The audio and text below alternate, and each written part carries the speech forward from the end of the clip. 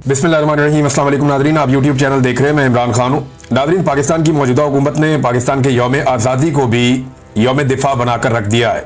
इससे पहले मैं आपको बताता हूँ, जब पाकिस्तान मनाया करता था यौम पाकिस्तान, जो 23 मार्च को होता है, 23 मार्च 1940 को करारदाद पाकिस्तान पेश की गई और ये दिन मनाया जाता था दो कौमी नजरिया के तौर पर कि पाकिस्तान एक अलग नजरिया पर बना है और पाकिस्तानियों को ये सोचने का मौका दिया जाता है इस दिन में, या पाकिस्तान के लिए ये सारे पाकिस्तानियों को इस दिन इस बात को याद रखना होता है कि हमने ये नया मुल्क बनाया क्यों था, इसके पीछे रीज़न क्या था और हमारा मकसद क्या है।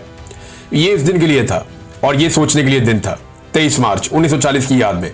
पहले उसको जो है वो परेडें शुरू हो गई, हेलीकॉप्टर जहाज और ये सारी चीज़ें शुरू हो गई और वो एक दिफाई दिन के तौर पर मनाया जाने लगा।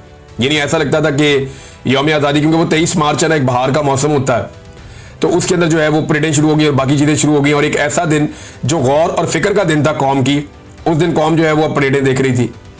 फिर उसके बाद जो है वो यौम दिफा पाकिस्तान जो है वो एक दिन है 6 सितंबर, जब पाकिस्तान और भारत के बीच में एक बहुत बड़ी लड़ाई हुई थी और भारत ने पाकिस्तान पर हमला किया था 1965 में, तो पाकिस्तान ने भारत को जवाब दिया था। और वो एक ऐसी लड़ाई है जिसमें पाकिस्तान ने एक बड़ी मुश्किल जंग भारत से लड़ी थी और पाकिस्तान को इसमें इस बात पे कामयाबी हासिल हुई थी कि भारत कामयाब नहीं हो सका था, क्योंकि पाकिस्तान की तरफ से अटैक नहीं किया गया था, तो हमने तो कोई इलाके लेने नहीं थे, लेकिन भारत ने लाहौर पे कब्जा करना था, सियालकोट पे कब्जा करना था और बहुत सारे इलाकों पे भारत वो करने में नाकाम रहा और पाकिस्तान ने अपना दिफा किया। तो यौम दिफा तो वो है।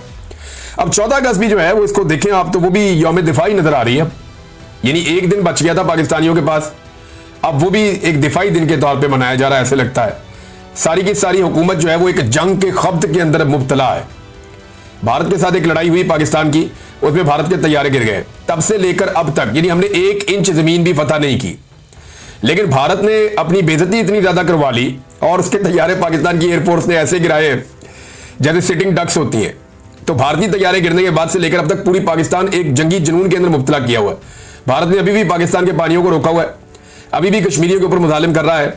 1 इंच जमीन अभी तक हमने फतह नहीं की और ना हम अपना पानी अभी तक भारत से छुड़वा सके, लेकिन इसको एक अपॉर्चुनिटी के तौर पे लिया पाकिस्तान की मौजूदा रजीम ने। और 14 अगस्त के ऊपर जो सारे वो बांटे गए एजाज़ात, वो भी इसी तरह बांटे गए जैसे कि बंदरबांट हो रही है।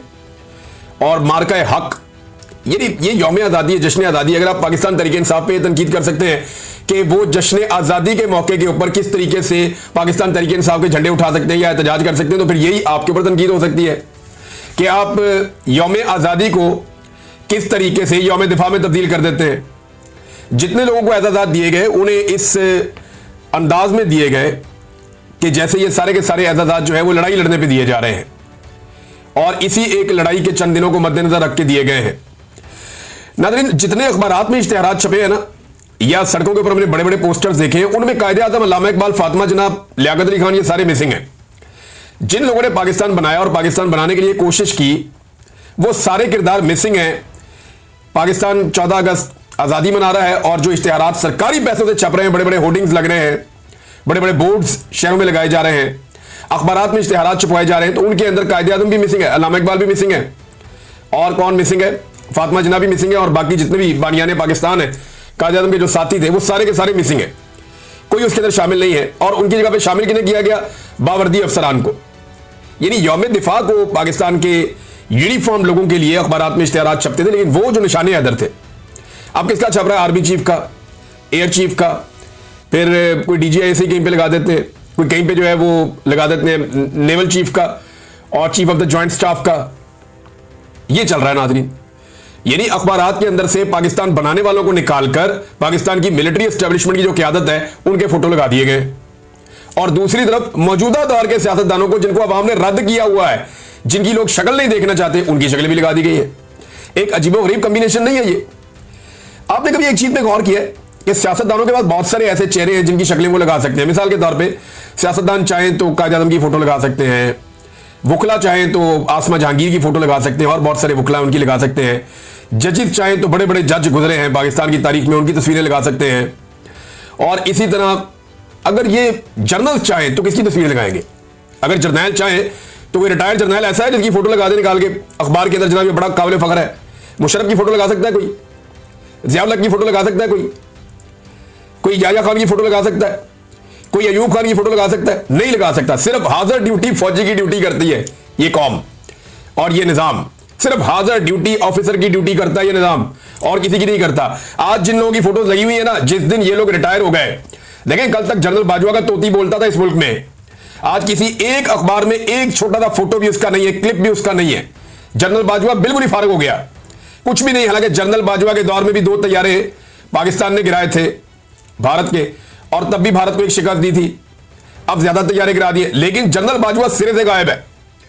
और अदवार में भी पाकिस्तान ने बड़े कारनामे किए थे।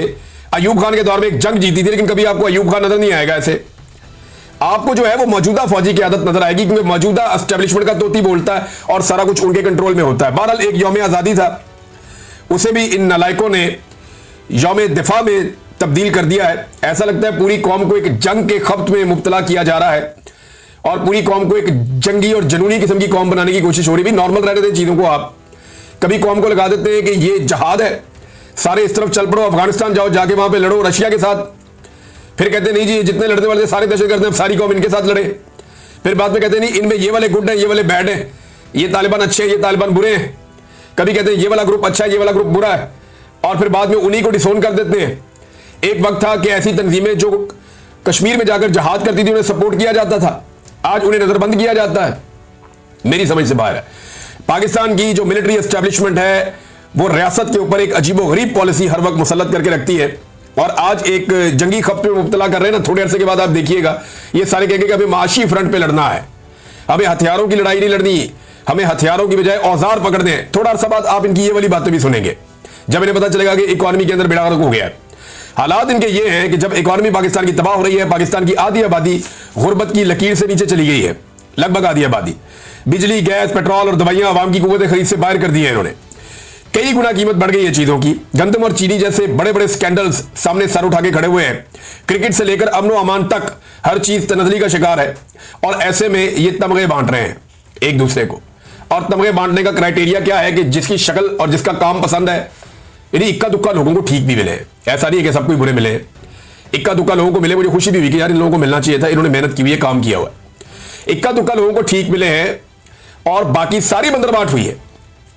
यानी अपनी काबीना को भी दे दिया पकड़ के, बिलावल को भी दे दिया। पिछली दफा जो है वो बिलावल की छोटी बहन ने वसूल किया था जुल्फिकार जी भुट्टो का। शहबाज शरीफ ने बड़ा एहसान किया कौम के ऊपर, जी मैं नहीं ले रहा, बाकी सारे ले लो। भैया आपने हुकूमत ले ली है जाली, एक जाली मेडल लेने से क्या फर्क पड़ना था? जाली हुकूमत लेने वाले आदमी को क्या फर्क पड़ता है अगर एक जाली मेडल भी वो ले ले तो? जैसी हुकूमत जाली वैसी मेडल जाली। जितने डाउट्स हैं उनको बुला बुला कर उनको मेडल बनाए जा रहे, इक्का दुक्का को छोड़ के। पहले ये होता था कि इक्का दुक्का सफारशी शामिल कर दिए जाते थे, 1 2 3 लोग ऐसे ही बीच में ना डाल दिए जाते थे कि चले अपना बंदा इसको अकोमोडेट कर दे, एस्टेब्लिशमेंट का आदमी है, फलाना बंदा इसको अकोमोडेट कर दे। पहले ये होता था, लेकिन ज्यादातर अवार्ड जो है वो मेरिट के ऊपर मिलते थे और बाकायदा कमेटी फैसला करती थी, एक एक चीज को देखकर फैसला होता था। अब इक्का दुक्का बीच में ऐसे जिनको मेरिट पे मिल रहा है, बाकी सारे की सारी बंदरबाट हो रही है। वो उमर फारूक जो है उसको दोबारा मिल गया मेडल, 5 महीने पहले उसको मेडल दिया था, 5 महीने के बाद सदारती मेडल दोबारा मिल गया। ये गड़ियां गुड़ियां इकट्ठी करता है, जेवर और चीजें इकट्ठी करने का शौकीन है, तो मेडल इकट्ठे करेगा ऐसे, तो पाकिस्तान क्या हर साल इसको मेडल बनाएगा? अब इससे और क्या काम लेना? ये इसकी सिर्फ यही है काबिलियत कि इसने, यानी दुनिया के अंदर इसके ऊपर केसेस भी हैं, लेकिन इसकी काबिलियत यह है कि इसने इमरान खान के खिलाफ तोशाखाना वाले केस में आकर गवाही दी हुई है। कहीं से इसने वो घड़ी खरीद ली और खरीद के यहां पे गवाह बन गया आके।